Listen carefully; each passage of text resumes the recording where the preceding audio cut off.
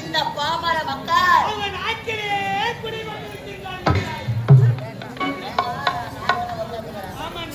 நாங்கள் பேசுவதற்கு நாங்கள் பாடுவதற்கு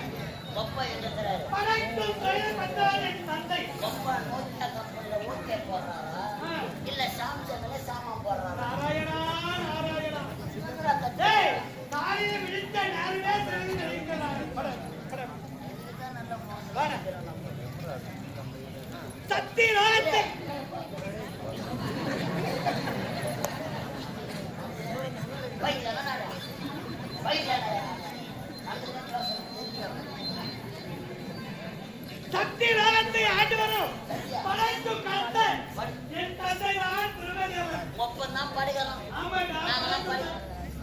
நான் ஒளிவிங்க படைப்பு என்றால் என்ன? படைப்பு என்றால் என்ன? இது அமர்ந்திருக்கின்றார்களே பாவம் மக்கள் அனைவரும் படைத்தது என் தந்தை. அனைத்து ஜீவராசிகளும் படைத்தது என் தந்தை.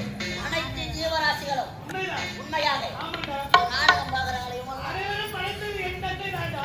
ஒப்பாவா ஆமா இம்மோன் ஜந்திமா ஆமா ஒப்பாவா பச்சை என் தந்தை நான் படைத்தா. பையன் நல்லா நெட்டி முட்டி பார்த்துக்கலாம். நம்ம பெட்டியில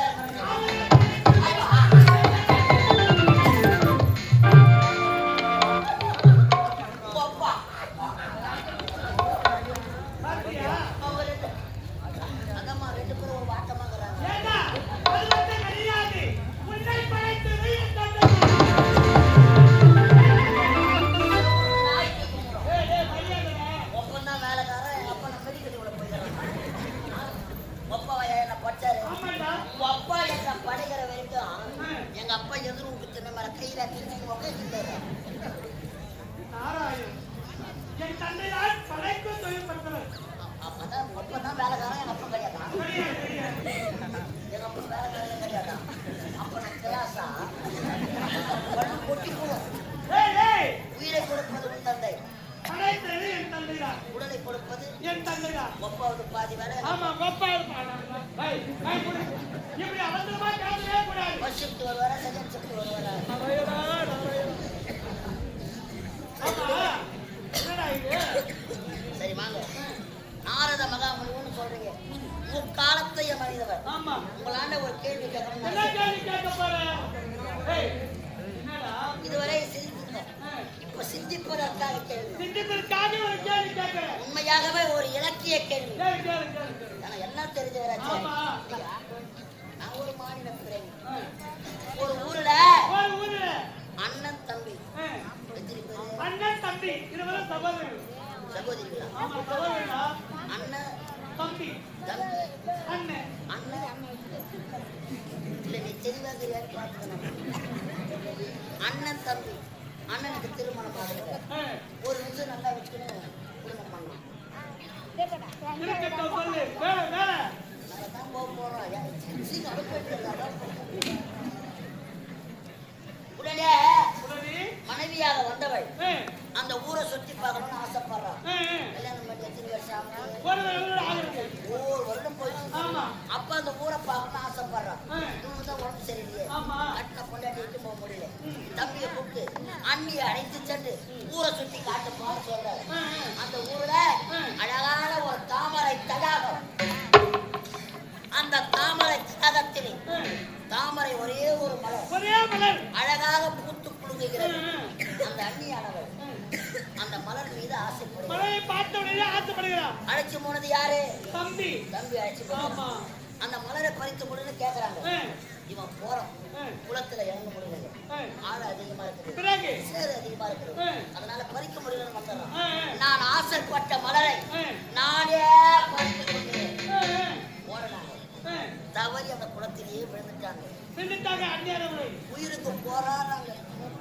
செத்துட்டா யார் மேல வர பழி? தம்பி விருந்தாடி வரும். தம்பி நம்பி தானே அனு- காப்பாத்தலாம் ஓடுறான். ஏய் ஓடும் பொழுது ஏய் அண்ணி சொன்னாலாம், ஏய் என்னை நீ தொட்டு தூக்கி காப்பாத்தனா ஏய் ஒன்ன கைப்படாத இடத்த புடிச்சு தூக்கு நாராயணா அப்படின்னு சொன்னான். ஏய் டேய் அவனும் தொட்டு தூக்கி காப்பாத்திட்டான். ஏய் அவன் எந்த இடத்த புடிச்சு தூக்கி இருக்கான்? நாராயணா நாராயணா இது என்னடா தர்ம சம்பந்தமா போய்விட்டது. உன்னிடத்திலிருந்து நான் அகப்பட்டு விட்டது. நாங்க எல்லாம் டேய் எல்லாம் தெரியும். என்ன ஆபத்தில் வரும்போது மலையில ஒருவர் தொட்டுதான் காப்பாற்ற வேண்டும். தொடாமல் எப்படி? தொடலாங்க. அண்ணன் அண்ணன் தொடாமல் இடம். ஏன் அவ்வளவு தூரம்? ஒரு கணவன் மனைவி ஆமா காப்பாற்ற வேண்டிய நிலையில் ஆ. கணவன் கைப்படாத இடம் எந்த இடம்? ஒரு மனைவி மீது ஒரு கணவன் கைப்படாத இடம் எந்த இடம்? ஆனா அவன் தொட்டு தூக்கிட்டான். அது எந்த இடம் சொல்றேன். நாராயணா உலகம் சுற்றி வரக்கூடிய நாரத மகா முனிவன் ஒரு வேலைக்காரன் இவன் கேள்வி கேட்கிறான். அதுக்கு என்னால பதில் சொல்ல முடியும். என்ன உமக்கு தெரியுமா? 2500 ரூபாய் சம்பளம் கேட்குது. ஆமா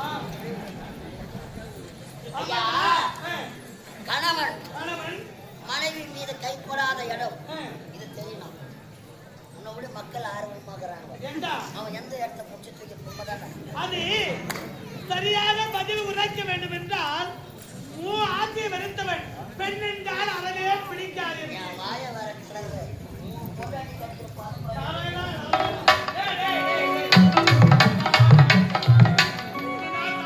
சரி விடுங்க. நான் ஒரு விகடக்கவி. நீ வந்த நோக்கம் எதற்காக வந்திருக்கின்ற தெரியுமா? ஜெயமதாபுரம் என்பவனை சந்திக்க வேண்டும். ஜெயமதாபுரம் யாரு? அவர் யார் சாமான்? ஊர் சாமானா? எங்கம்மா எங்கே இருக்கின்றார்? அவர் வெளியே இருக்கிறார். கோட்டையில் இருக்கின்றார். தேவர் என்றாலே பிடித்தார். கோவப்பட்டு அடித்த செத்து போடுவேன். அடையாளமா எல்லாம் பொருள் கொடுக்குறேன். அடையாளம் தண்டி இவ்வளவு வலிவாக்கு நாராயணா நாராயணா ஒரு ஓரமான ஒரு விரும்பாடி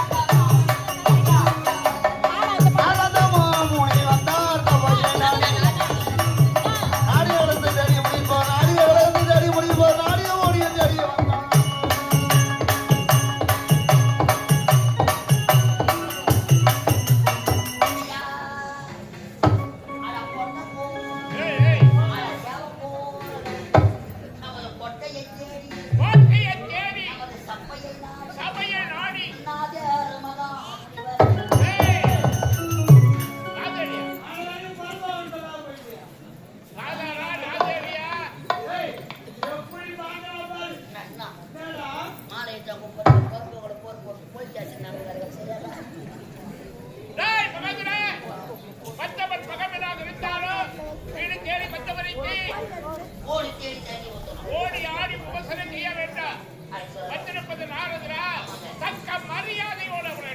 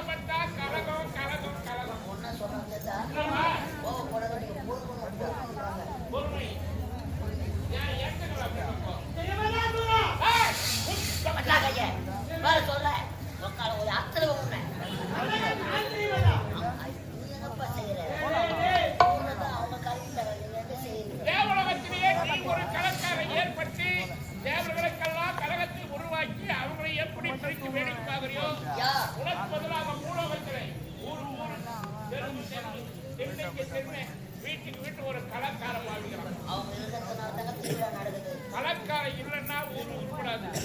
கேள்வி கேட்டாதான் பதில் கிடைக்கும். பதில் கிடைக்கும். அதுதான் சொல்லிருக்காங்க.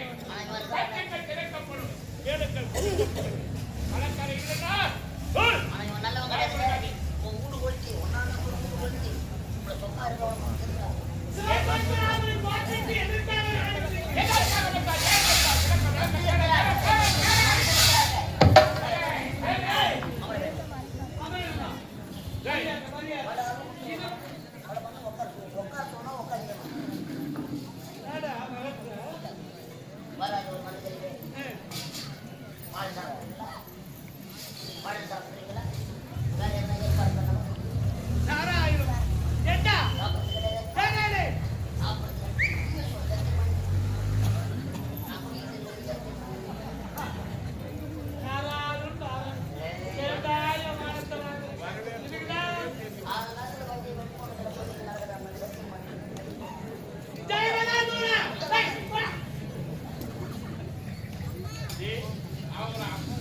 அவரை வெட்டி அழகா சொல்லிக்கிறான். ஏன் வந்தா எதற்காக வந்தா இந்த சிவசக்திராமனின் கோட்டைக்கு தலைவராக ஆமா இந்த நாட்டுக்கு மன்னர் நீங்க தீரும் சிறப்போடு வாழ்ந்து கொண்டு வருகிறார். உலகத்திலே உனக்கு நிகரானவன் யாருமே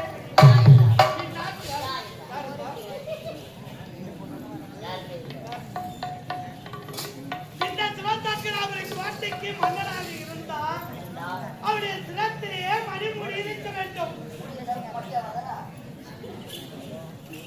மன்னனுக்கு பெருமை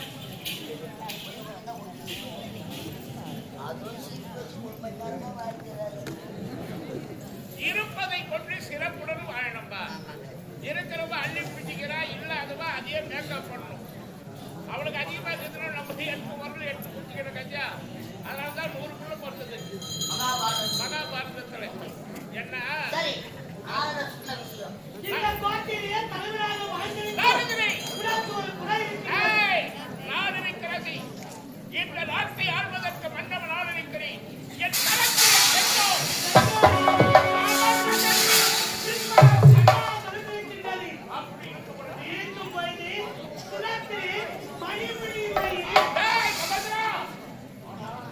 தலையில்லாததுக்கு என்ன பேரு? மன்னவனுடைய கருதி மணிமகுடம் இல்லாதவை முண்டத்திற்கு சமமானவை. அதை இருந்தும் முண்டவன் தெரிவித்த மணிமகுடம்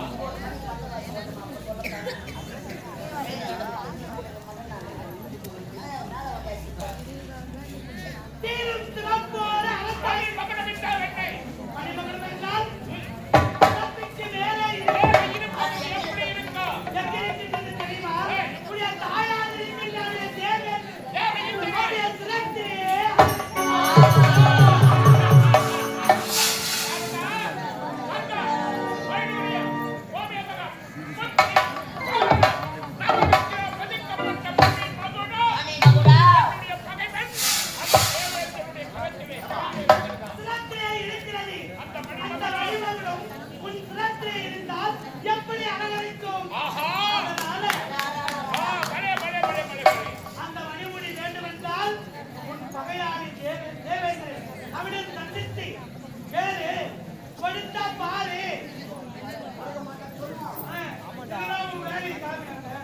இருக்கிற எண்ணத்தை சொல்லிட்டு வாங்குவது என்னுடைய கடமை. நாரதரி முடியில்லாதவன் மன்னனுக்கு அழகல்ல, முடியில்லாதவன் தலைக்கு தலையில்லாதவன் உண்டமாக வாழ்ந்து கொண்டிருக்கிறார் என்ற தத்துவத்தை அழகாக எனக்கு உரைத்து விட்டார்.